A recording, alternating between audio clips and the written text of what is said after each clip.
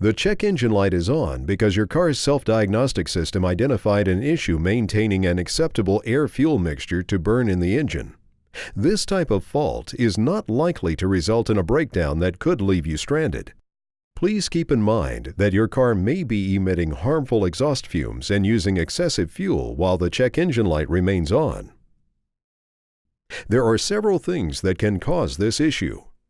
Schedule a visit to your local AAA-approved auto repair facility to have the problem diagnosed and repaired.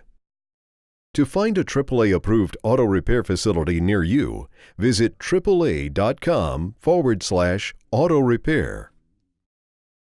Your car's computer controls the air-fuel mixture being burned in the engine by adjusting the amount of fuel passing through the fuel injectors. When more fuel is needed to accelerate or climb a hill, the injectors are energized longer and more fuel enters the engine.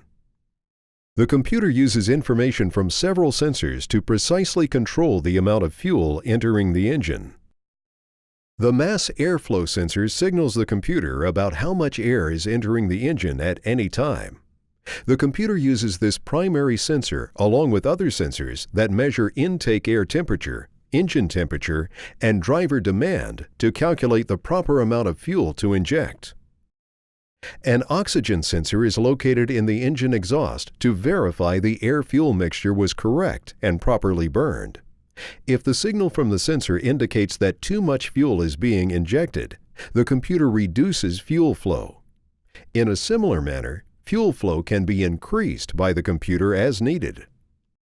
Your car's self-diagnostic system continuously monitors the air-fuel ratio and the input sensors for correct operation within a defined range. Based on the trouble code stored by your car's self-diagnostic system, your car's computer has detected or continues to detect an incorrect reading from the mass airflow sensor.